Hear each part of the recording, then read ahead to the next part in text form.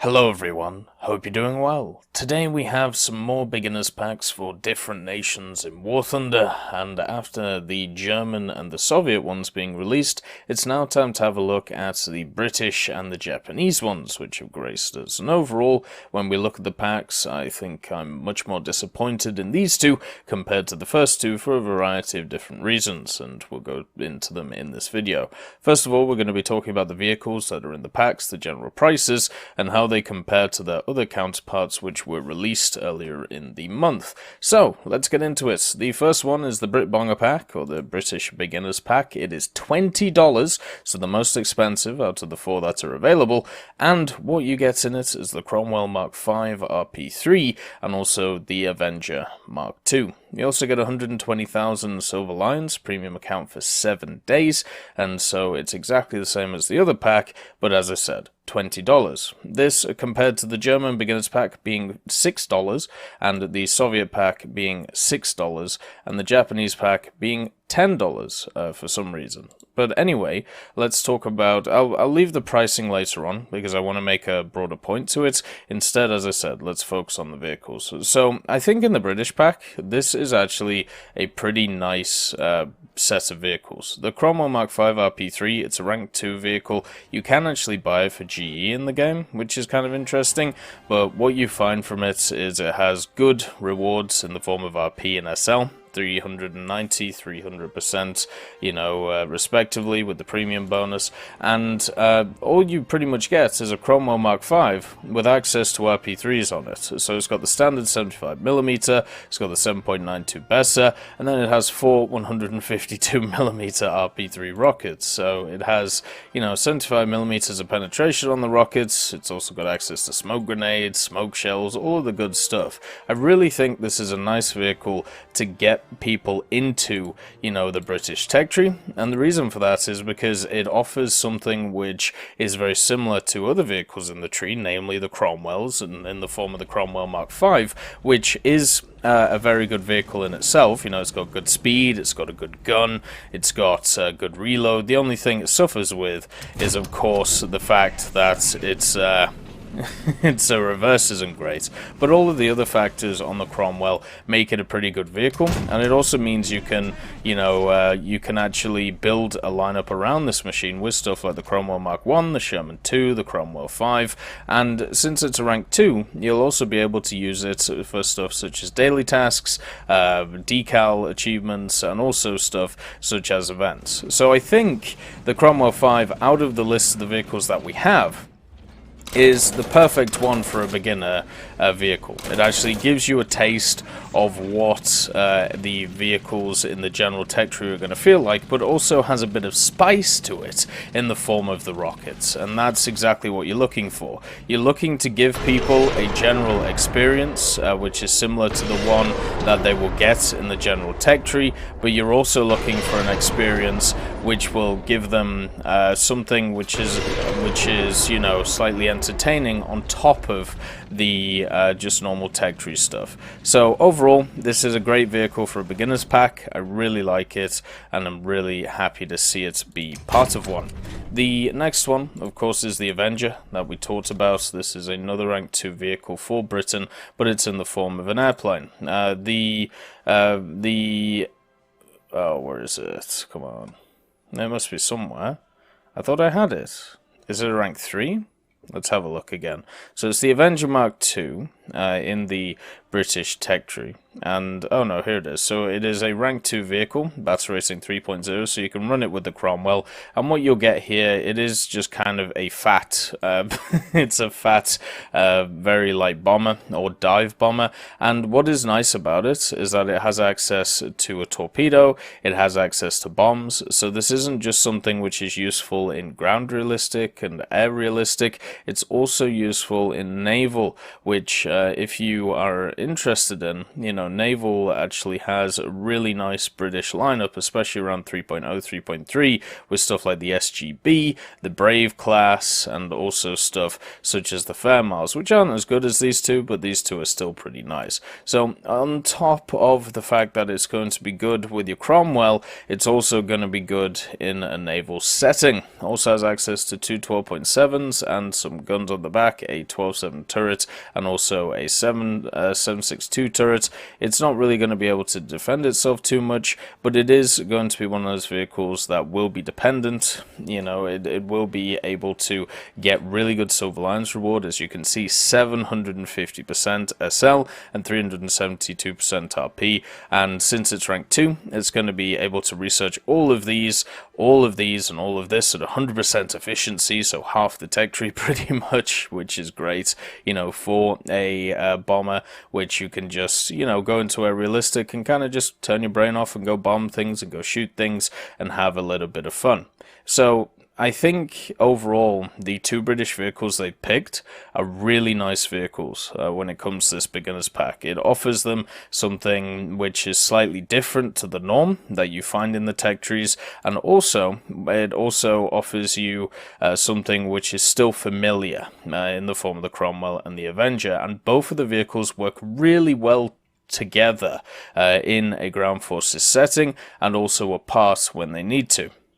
Now let's get on to the opposite side of the spectrum, two vehicles which don't work together at all and are also really terrible picks for a beginner's pack. Well, actually no, I shouldn't be so mean to the A7HE1. The A7HE1 is very similar to what we find in the German tree in the form of the HE112B-0. It's slightly different in performance, but overall it is going to be very similar to it in playstyle, and as I said about the HE112B-1 YouTube, which is the one that you get in the German beginners pack, it's still a fun plane, it's still got decent firepower, it's not a meta vehicle, but it doesn't have to be, it's just something which gives you a little bit extra. And I feel the same way for the A7HE1. It's never going to take over games, especially with stuff like the HE100 and the CW21 running around, but it'll give you that firepower, it'll be fun against biplanes, and it'll give you a taste of what the general monoplane fighting characteristics are at rank 1. Now, the problem with that is I feel personally that Japan has a lot better options than the A7HE1, because in the form of the HE112, which is part of the beginner's pack for the Germans, this is definitely a good representation of a bunch of the vehicles in the tech tree, namely the 112s in playstyle and also some of the other ones that you might be less familiar with. And the A7HE1 is not a good representation of any of the 1.3 to like 2.3 or 2.7 vehicles in the Japanese tech tree. The Key 43s, it performs nothing like this. The Key 44s, the Zeros, all of these have completely different playstyles to the A7HE1, so if you're trying to get somebody interested into the Japanese aviation tree, you're giving them a false representation of what that tree represents and what that tree has very, very, very strong advantages in. The Japanese tech tree at low tiers has incredible turn rates. It doesn't have the best guns in the world, and also it doesn't have the best speed, but the speeds are okay, they're just not the best. It has good climb rates and great turning. That's what you're trying to represent. The A7HE1 has neither of those things compared to its Japanese compatriots. So it's just a very odd selection when it comes to a beginner aircraft, because it doesn't actually symbolize the planes which are around it. And I think as a beginner's vehicle, what you should do is you should represent, at least some themes of that tech tree. So as people buy these beginners packs, they get a taste of what it's like, to be in that tech tree. As we talked about with the Cromwell Mk.V RP3, this machine right here, it is just a Cromwell 5, and the Cromwell 5 has a very similar playstyle to the Cromwell 1, Sherman 2, and the Crusader series, so you're getting a taste of what the British tech tree is like, at least in the medium tank portion of it, when you get this vehicle. For the Japanese, that's not the case for the A7HE1, and the more egregious example is the Chiha shotgun. The Chiha shotgun, which is the vehicle that you get as the ground vehicle for this, is a gross misrepresentation of all of the vehicles when it comes to Japan. This, to me, is a terrible pick for a beginner's vehicle. Not just because it has inherent issues when it comes to its actual playstyle and its actual use, but also it's going to give people a very negative representation of what the Japanese tree is like. When you look at the Japanese tree, what you find out a lot of these vehicles is not the greatest pen in the world, but decent damage, and the penetration is fixed when, you know, we have a look at stuff which is 2.0 and above, because you either pick the heat shell, which has good penetration, or you get, you know, an APHG shell on stuff like the Chi-He, which is at, of course, 2.3 with the 77mm worth of pen. Same with the Chiha Kai, which is at 2.0, and the Chiha, once again, you got the heat. So you have okay penning rounds, and they do decent damage. The Chiha shotgun, after the Demar formula changes, pens 30mm. 30mm is not enough to go through a ton of vehicles that this thing is going to fight, right? So this thing, a 1.7, let's compare it to some other vehicles around it. So 30mm does not get you through a Panzer IV. This is a 2.0 vehicle. It's got 30 on the front, but it's also got a little, that's its spaced armor, and then it's got a little bit behind that as well, and so it's got 2 layers of 30, and also the turret itself is 30. So you have to be point blank to be able to pen this thing, and you're not going to be that, because you're going to be dead. The Panzer IV-C has exactly the same armor as it. The Soviets, when we have a look at a lot of their meta vehicles, they even have armor which is nearly comparable to that 30mm mark. You're going to get eaten alive by the Americans because they're going to be able to stop your shots. You know, as you can see with the Stuart, 38, 25, 25. So if a Stuart is looking at you, there's nothing you can do.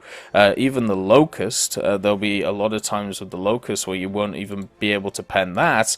And when we look at Britain with the vehicles that they generally use, there's a lot of vehicles here, such as the Crusaders, you're going to struggle against. So what you've pretty much done is you've given the Japanese a beginner's vehicle which doesn't represent the tree because of the fact that the gun is completely different to the playstyle of everything else you're going to play in this tech tree. And also the vehicle itself is bad. It is not a good vehicle to use. It's got terrible gun stabilization. It's got this 120mm which doesn't pen anything, so the majority of the time you're going to be hitting targets, not killing them, and instead just maiming them in general. It has a very one-track way of playing. It's not very fast. It has a really bad reload, and it also has absolutely no armor, which is going to get eaten by 20mm.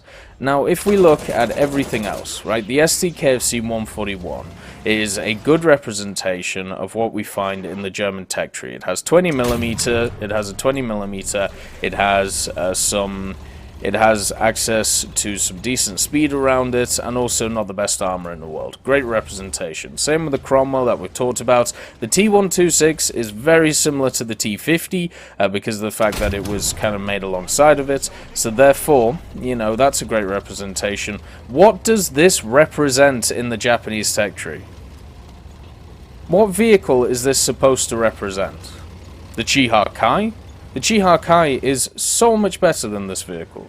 The Chiha Kai, obviously with its stabilizer, its penetrating round, the fact that it has access to, you know, it has access to a gun which has decent reload on it. If you get up-tiered in this thing, in the naval shotgun, all you're going to be doing is that. over and over and over again, and you're not going to be able to do anything against other targets. I think the Japanese beginners pack makes literally no sense if we're looking at the general themes of the other packs. So yeah, I really disagree with the choices when it comes to the beginners pack for the Japanese. I think the choices for the British packs ain't too bad, but this is the kicker, right? So the kicker is, the whole point of these packs is supposed to be, it is a small way of getting people interested in either playing different trees than they normally play, or for new players to come into the game and be able to pick something up so they can get a little boost at the start of the game and get a cool experience when it comes to it. I thought that was the whole point when it came to the German beginners pack and the USSR beginners pack. You know, low tier premium vehicles, bit of premium accounts, give you a kickstart, right? That's why they were quite cheap, $6 each. Now, that seems to be thrown out the window when it comes to this British pack. This British pack is $20. That is not, to me, an amount of money which should be seen as a beginner amount. A starter pack should be very similar to what was done here, $5 or $6. Not 20. There are much better options. Even though I've said both of these vehicles are great for the beginners pack, you could have much better options than these two vehicles if you wanted to make it cheaper, if you wanted to make it more manageable for a player who is new to the game, which I think is something that we should do. You know, I think if the whole point of these packs is to have a situation where we set it up so it just makes it easier for people to get into the game and gives them a nice little kickstart. The Chiha shotgun, first of all, is a terrible idea, and putting in the Cromwell Mk.V for that reason would be bad as well. It would be much better to get like a Crusader Mark III, give it a cool, interesting skin, and run with it. Right?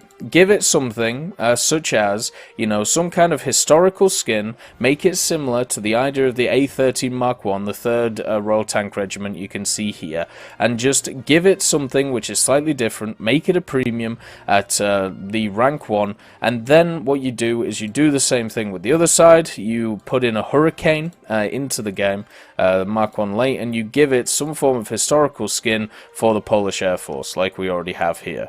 And by doing that, you have now created two new premiums that people want, two new premiums exclusive to this pack that people will want to go out and buy. You will then make the pack, $6 instead of $20, which is a decent amount for somebody to put into, something that they're not even sure that they're going to play that much, because the idea is this is a starting thing to get used to that nation, instead of, something where you're going to commit fully. And then, you cut the price, you put in some interesting premiums, and you put in vehicles which represent, the actual thing better. And that is not even discussing. Like, the $20 is really the only egregious part of the British beginners pack. And as I said, the solutions I just put before, they could easily drop the price for the specific premiums. They would literally just be reskinned premiums from the tree. And then if you talk about the Japanese one's even more egregious at $10, because of the fact that the Chiha 120 is so bad, it doesn't represent anything in the tree, and the A7HE1 isn't bad, but once again, doesn't represent anything in the tree. If you really wanted to do this, the solution to this one is also incredibly simple.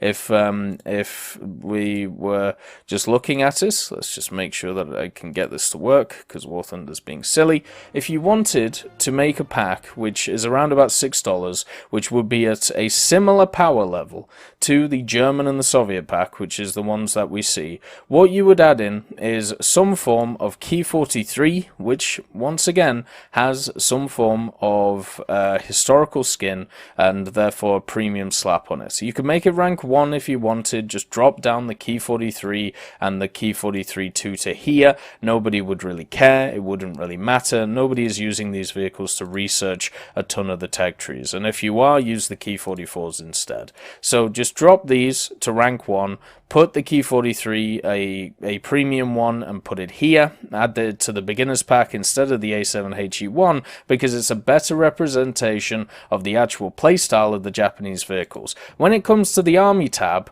just put in a Chiha Kai. Just make this, like, just put one of these in the game, which is a premium. You've even got a really cool market skin for this vehicle, and I'm sure there are plenty of camouflages that could be put onto this vehicle to give it a bit of zing, to give it a bit of historical nous, which you could add to the beginner's pack. So instead of charging $9.99 for arguably one of the worst rank 2 premiums in the game, in the 120, and then the rank 1 A7HE1, you would have a rank 1 Key 43, and then you would have a rank 1 Chiha Kai. This would mean that you can drop the price to $6, make it so it is actually better for the general consumer, and also meet the whole goals of the damn beginner's pack, which is to get people into these trees instead of get them out of it, right? $20 is egregious. $10 for this specific pack is also egregious. Change them so they actually have vehicles, when it comes to the Japanese, that people would want to play. And when it comes to the British, there are other options you could go for. Instead of reusing specific premiums from the past, which have been nerfed into the ground, like the 120, just make some new ones, right? The Chiha Kai is a wonderful vehicle. It's got a lot going for it, and it also represents the Japanese tree so much better at low tiers than this bloody naval gun. Just stick a premium version in. Nobody is going to complain. Nobody's going to complain about a premium Chiha Kai exclusive to this beginner's pack, and same with a Key 43, or same with a premium Hurricane. I'm sure many people would actually welcome it, because it would be nice to see some more premium historical vehicles at lower tiers, so people can get a feel for the tech trees, and that is the whole point of these beginners packs. So when we compare these two new beginners packs, the British one, the Japanese one, to the two that we saw before, the German one and also the USSR one, they are just, the messaging is completely different on them. I think the messaging when it comes to the Soviet and the German one is great, right? When it comes to the vehicles. When it comes to the Japan and Britain, the messaging is wrong and it needs to be changed. I hope I've offered solutions to do this. Hopefully we see something in the future which represents that. I hope you all have a wonderful day, and I'll see you next time. I just want to thank Ambrosius McClellan, B. Young, Blackie, Chris Giltnane, Daniel Stanton, Jay Wilt, John Ryman, Martinez, Super Cacti, Trigger Hippie, Eugens Terry, and also Elove Goat and Samuel Slick for supporting the channel.